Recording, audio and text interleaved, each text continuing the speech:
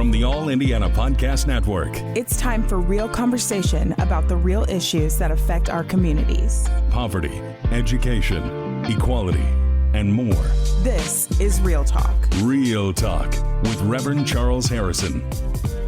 Welcome to Real Talk on the All Indiana Podcast Network.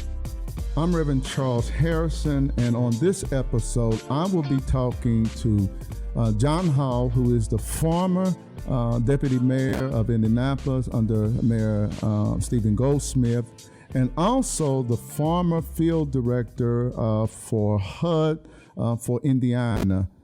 Stay tuned. Welcome to Real Talk. This is Reverend Charles Harrison, and I am your host, and I am honored today to have a guest with me. I have known him now for almost 29 years. John Hall, who is the former Deputy Mayor of the City of Indianapolis under Mayor Stephen Goldsmith, and he is the former Field Director for HUD for the state of Indiana. And he's also a former school teacher here in Indianapolis and graduate of Ball State University. So, we're going to talk today about, I think, one of the issues that, in the work that I do, certainly as a pastor in the city and the work I do in neighborhoods with 10 Point, really dealing with the issue of the black family. And when people ask me all the time about what is one of the main root causes of violence in the city, to me, it is the family. And my concern in my almost 36 years of pastoring, I have witnessed, the disintegration, I believe, of the black family. And certainly I believe that the absence of the fathers has been a major contributing factor, I believe, to the recruitment of young men, in particular into gangs, into drug trafficking, that has led to a large a number of them being victims of urban violence, and I believe the disproportionate number of them being incarcerated for crimes that they have committed, in breaking the law. And certainly we can debate some of the penalties when it comes to drug trafficking that has led so many to prison. But I do want to get in this conversation today about the black family. I believe that's crucial as we talk about what happened to it, what happened to the black family. And certainly I think John Hall can help shed some light on that today as me and him have this discussion about the black family in America. Well, welcome, John, to Real Talk with Reverend Charles Harrison. Good afternoon, Pastor. So good to be here and share thoughts about how we can take a harder look at what factors have impacted the black family since we've been here in the United States. Well, I do know, and I do remember hearing, prior to the migration from south to the north, when blacks were mostly sharecroppers in the South, the marriage rate was pretty high back then in those times. And I think I read somewhere, and I don't remember whether it was the late 1800s, early 1900s, and it probably continued even further in the 1900s, when the marriage rate among black America was equal that of whites. And at one time, I think I read it was a little higher. So let's talk a little bit about, the marriage rate in Indianapolis and the black family, and kind of break it down. I know W.E.B. Du Bois wrote, the book, The Philadelphia Negro, somewhat began to touch on that. On his observations. So let's kind of get into that today. The stats regarding the success of children who come from two-parent families and those from single-parent families are pretty clear. Okay. Now, you can argue, there have been arguments from conservatives and liberals. What's this mean? But it seems that there's little question that I have that children of Americans of African descent who are in two-parent families do better in terms of staying out of jail. They do better in finishing college, and they do better in living a better quality of life. The argument that a single parent cannot match that is a good argument.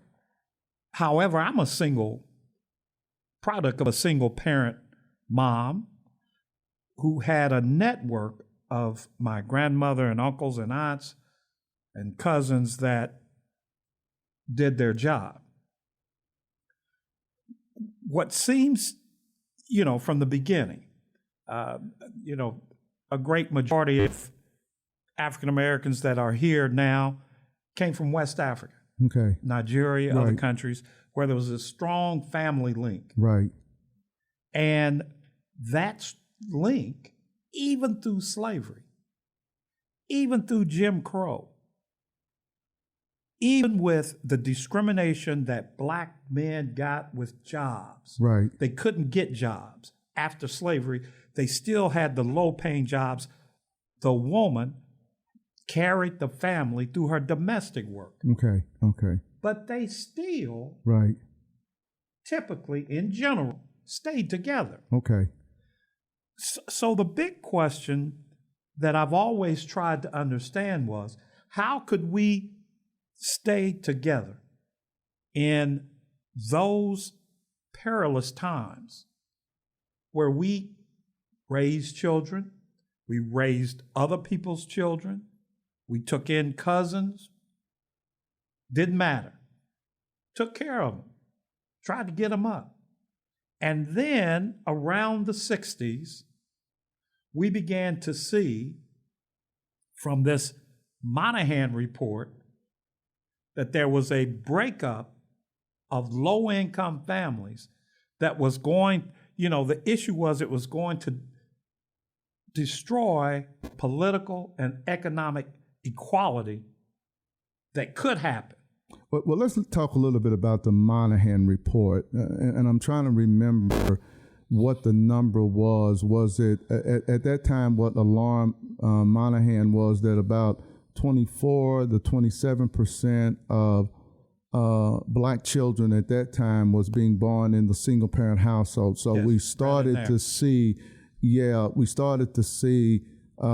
somewhat of a shift compared to what may have been happening in 1920 and 1930 and 1940, and some will argue in the 1950s, though there does seem to be some evidence that we started to see a shift in the 1950s in certain parts of the country, more so, probably more so in our northern cities, maybe East Coast, compared to what was happening in the South, where the argument is, were blacks less likely to divorce and not stay together because of the hardships that they faced in the South as sharecroppers? Could one afford at that time to divorce prior to the migration north? I think prior and during the migration. Okay. I mean, because unemployment among black men Okay. has always been high. It's been high. Okay. And it was the family structure that kept that piece together, because the female could find domestic work. Okay. And with that, and what little other kind of jobs the man could find, that drove that family structure, good or bad. Mm-hmm. I mean, I'm not here saying that everybody was happy. Right. But I am saying Right. that they stuck together through those rough times. And that, in my opinion, demonstrates that there was other variables that happened in the 50s and 60s that began to eat away at that fabric of two-parent families. A lot of factors, from introduction of legislation, the war on poverty, all of that began to impact how the nuclear Black family would stay intact or change. And I think change is the key word here. Okay. This is Real Talk with Reverend Charles Harrison. And for those who are just joining in, I have with me John Hall, who is the former Deputy Mayor of Indianapolis under Mayor Stephen Goldsmith, and also the former Field Director for HUD for the state of Indiana, as we are talking about the Black family. And John, you raised a couple interesting things.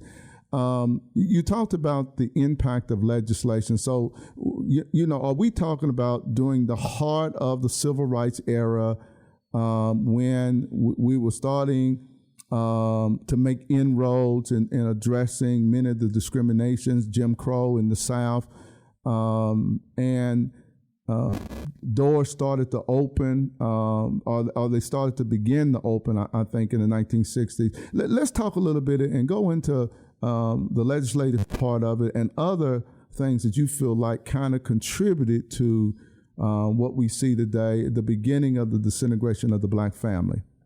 Well, I think FHA, HUD in the 30s developed a policy that restricted Black folks from getting mortgages. Which is the critical element if you're going to build wealth. Is to be able to purchase a home. And so, that's coming from the government. That's limiting the opportunities for economic gain and growth. In order for families to stay together, you got to have that financial economic engine that's pushing forward. And so I would say that did a great deal of damage in not providing a tool for many African Americans to build wealth and to then be able to finance school or a business or to continue to move forward. There are people who would argue that the war on poverty, which had items in that piece that allowed the woman to stay and receive benefits, but the male had to leave the house. And so there would be a good footing argument that played a role in breaking up that low-income family to where there's only one parent that's really playing a role. And I think that's one of the key factors. I've seen two items that have been of interest for today. Even though that 70% of Black children are born into single-parent homes now, I saw an item that said 60% of the fathers that have children are engaged in some way with the child. So is that high? That's a big high number. Well, it is. I don't know if I see that. Yes, and I've also read from other reports that it's low, 30% maybe. It's low, not engaged. But I've read an article that said that even though the 70% Black child is being raised with single mothers, 60% of those fathers are still engaged. And that was a bright light that there may be some piece that can contribute to making Black families more functional. Well, there's two questions I have. One is the whole piece with the assistance for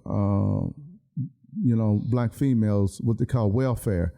The rationale behind the father not being allowed to be in the apartment with the mother and the children, I don't fully understand what their rationale is, and how did it benefit the family not to have the father or the man, in the home to help provide for the family and also play a key role in the raising of the children? I think initially, and I'll be nice. Okay, you're gonna be nice. I think initially, okay, it was that the taxpayer only wanted to pay okay, for that female and that child.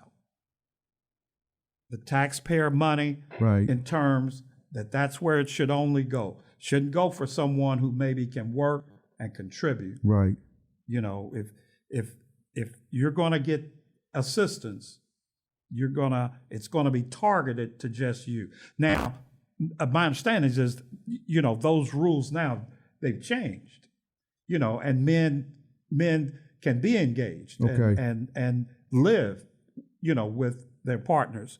But early on, that could have been in the 60s, that could have been a factor that generated the disintegration, of the families. That has to be really looked at. I think it has been studied. Well, the other thing I wanted to raise, I think it's concerning, and when this changed, the fact, I think the last number I've seen was 75% of black children today are born in the single-parent households. Mm-hmm.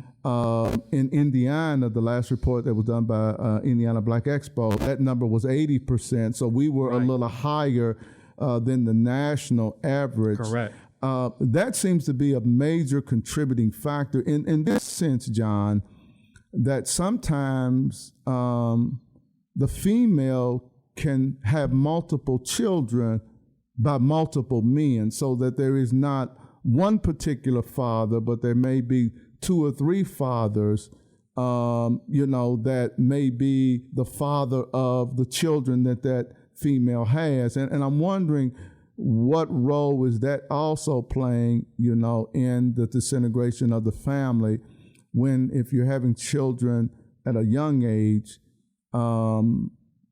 there could be multiple fathers involved in that, and what is that impact on the children?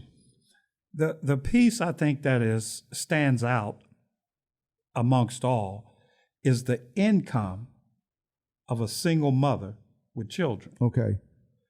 The income here in Indiana, I think on the study that Indiana Black Expo did, talked about around $24,000 a year. So to be single and to have multiple children, no matter what, on that type of income, the question is, how far can little Junior go? Right. I think one of the piece that is so devastating, under the Goldsmith administration, we wanted to take a look at education and schools. The mayor's office, Joe Hogsett knows he doesn't have any authority to deal with schools, but we wanted to take a look because our neighborhoods, we were trying to strengthen those neighborhoods, and school is the key piece. I set up little town halls in 5 or 6 neighborhoods, mm-hmm. and heard from a abundance of educators, teachers, like myself at one time. The key piece that they talked about was the fact that little Junior and little Tamika came to kindergarten not knowing their names, their colors, their numbers, or their addresses. And they asked me, how do you expect me to get them prepared?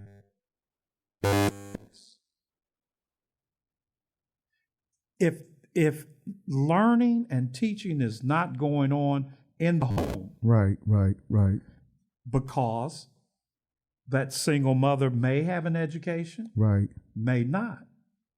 She may know how to teach her kids. Right. Or she may not. That is the devastating piece, I think, that has happened to our family structure, in that these young children who are behind when they get to kindergarten, probably most of them don't catch up. Well, that's true. I think that is true. This is Real Talk with Reverend Charles Harrison. And today on this episode of you just joining in is John Hall.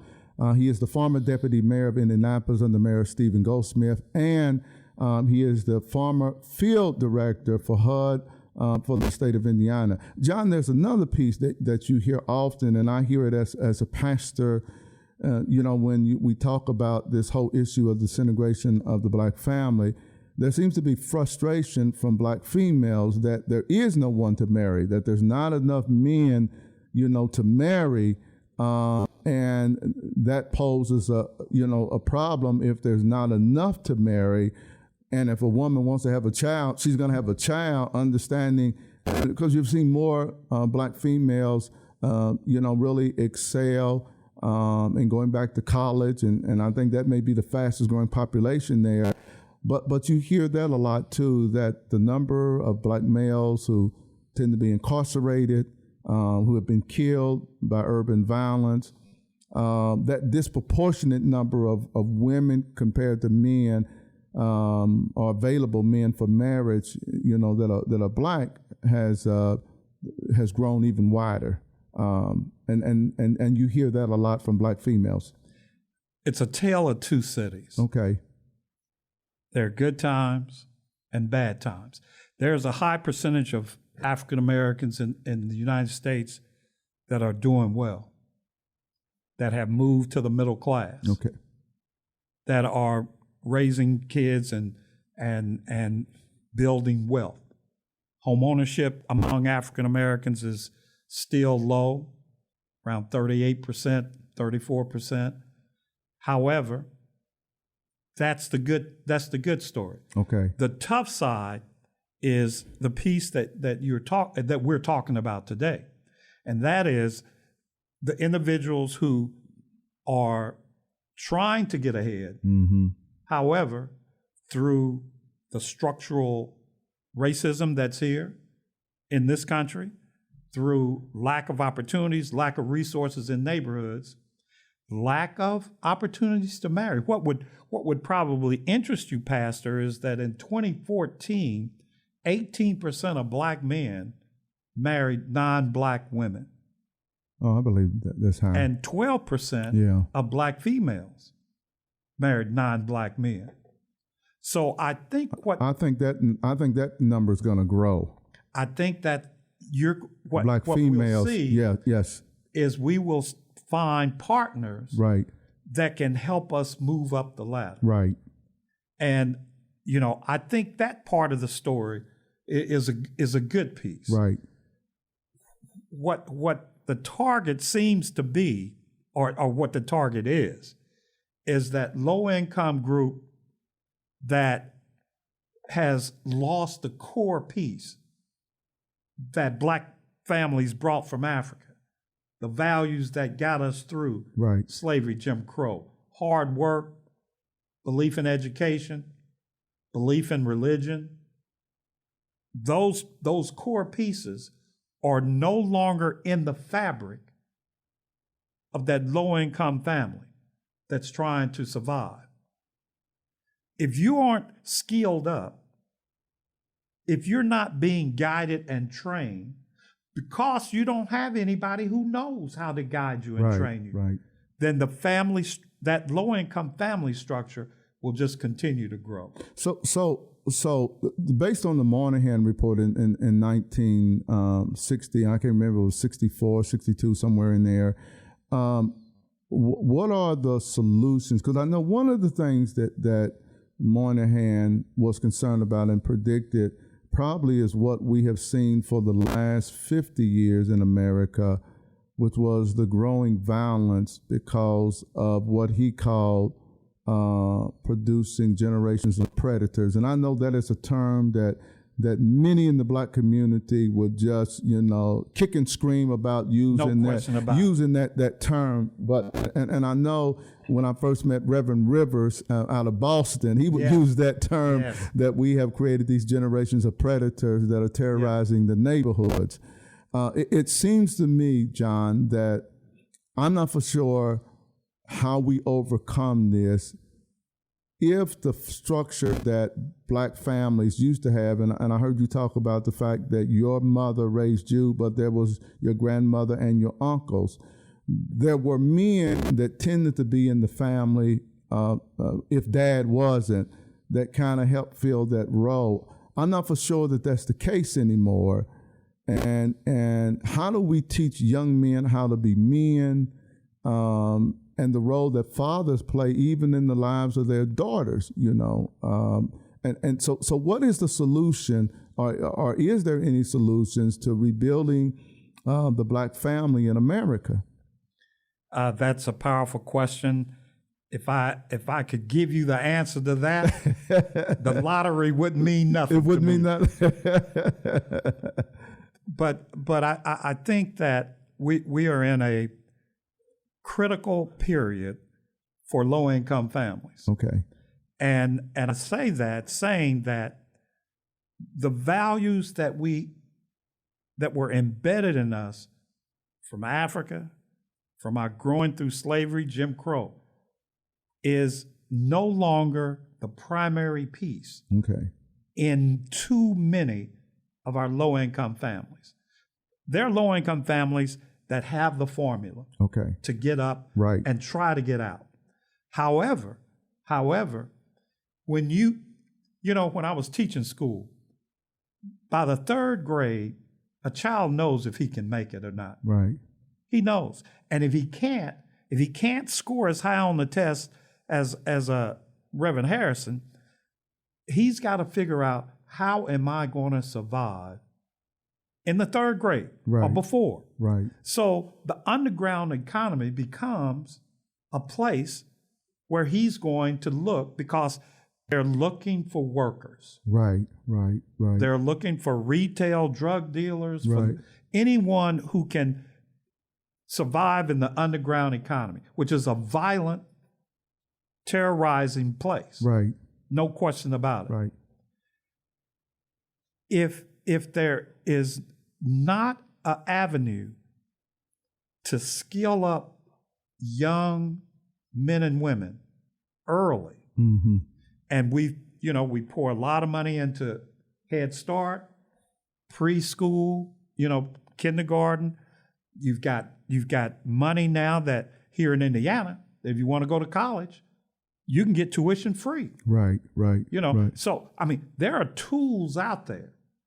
But if you don't value, if mom and if dad is involved, if they don't value education, hard work, investment, moving up, then you've lost the race. And so then on top of that, today, you've got the entertainment industry that glorifies thug life, underground economy. Right.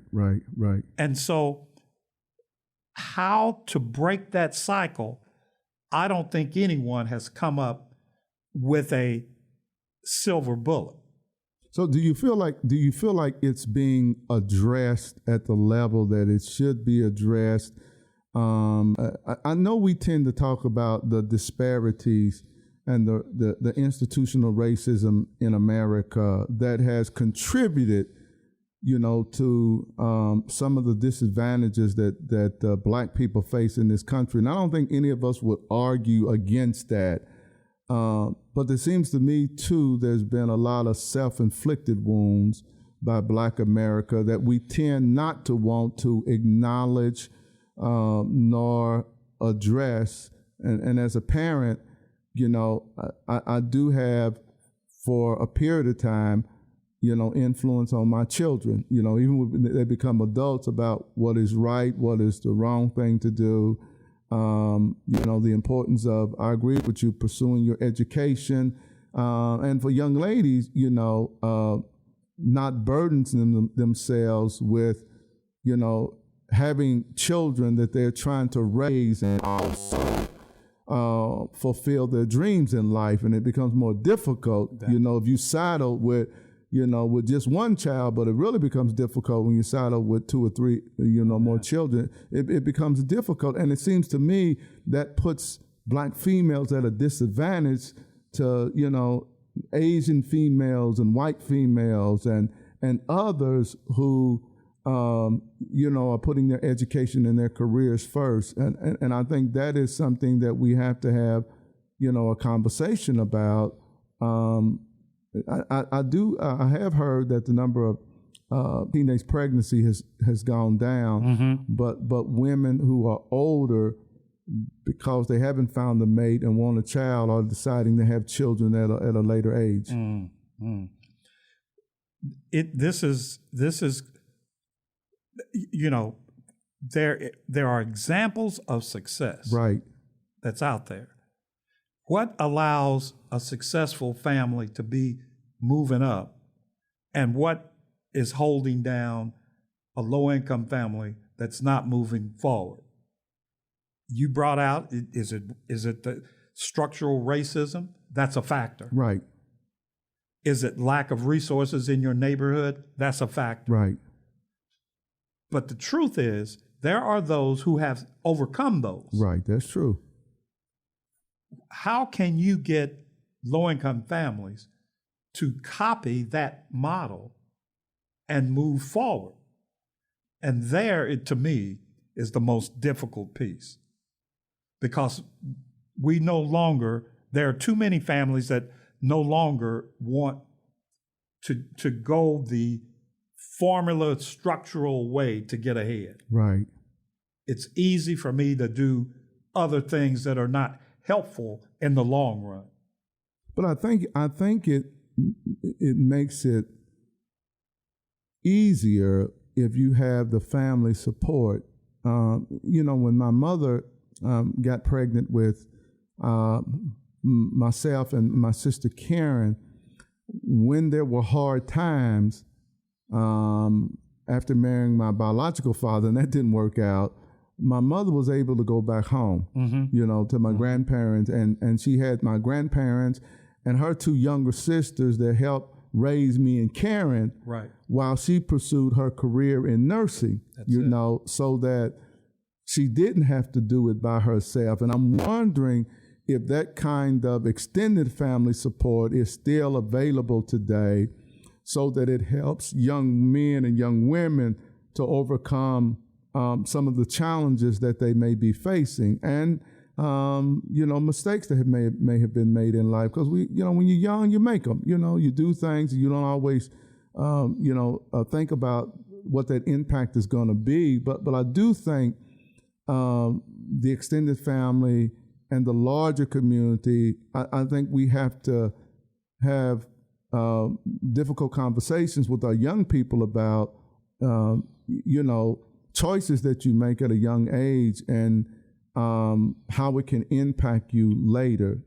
Because if you want to fulfill your dreams in life, we certainly want to put our children on as much of an even playing field as we can.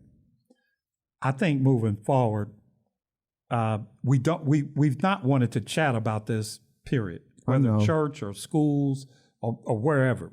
It's a hard conversation. It's easy. We can attack the racism piece. Right. We can attack brutality, whatever. We can do that.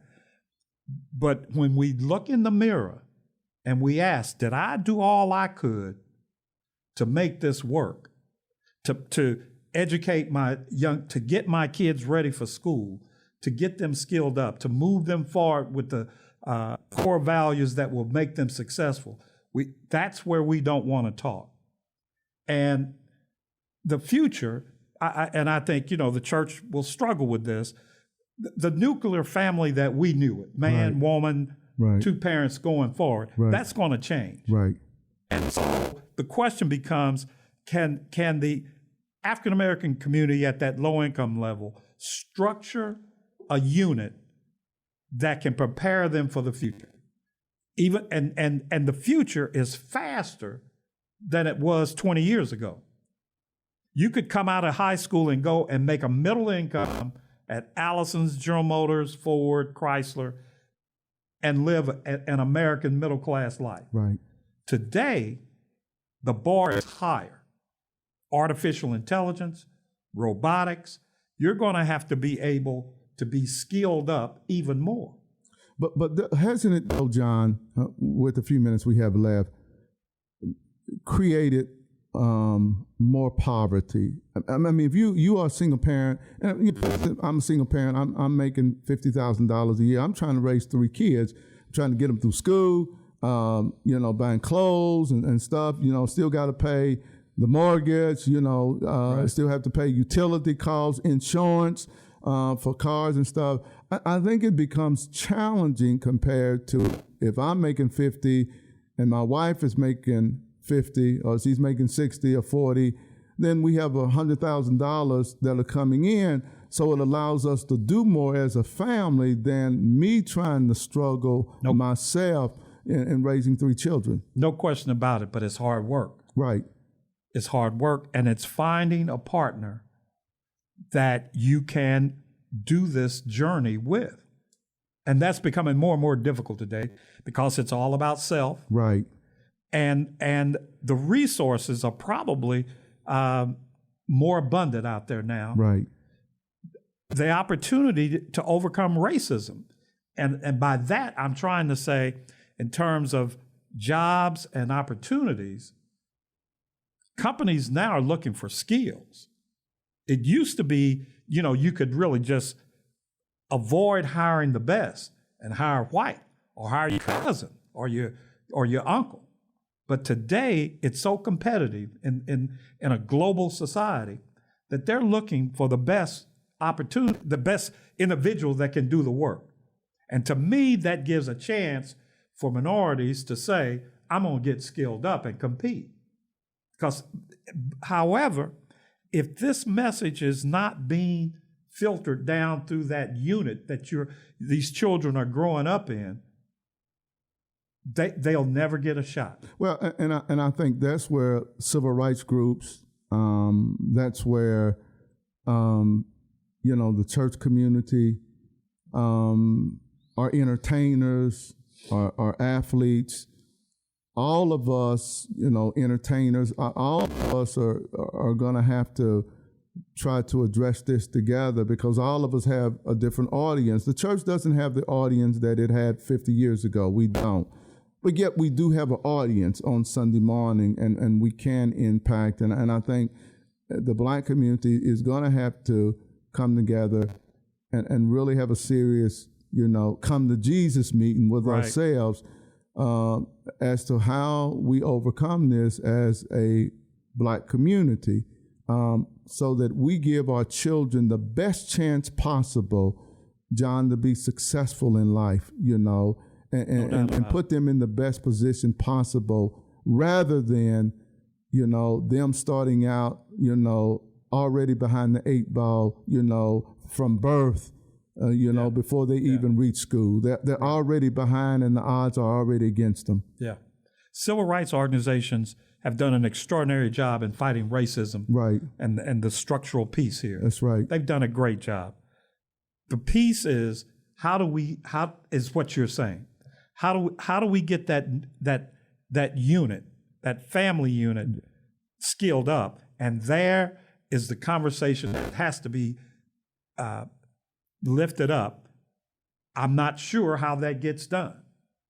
Well, certainly we're going to have to talk about it, and these kind of forums, we're going to have to start shedding more light on it and begin to talk about it and have the conversation, because if we don't, I don't see the challenges that we face in Black America getting any better. I don't see the violence getting any better, the educational piece getting any better, the issue of poverty going down in our community if we're not prepared to have these kind of conversations and more of our kids getting the kind of education and training that they need to be productive and successful in life and contributing members of our society. And I really believe, John, we have to have, that serious conversation in Black America. I want my children to be the best that they can be, and I want their children, my grandchildren and great-great-grandchildren, to have as many advantages as they possibly can, and I want that for the entire community.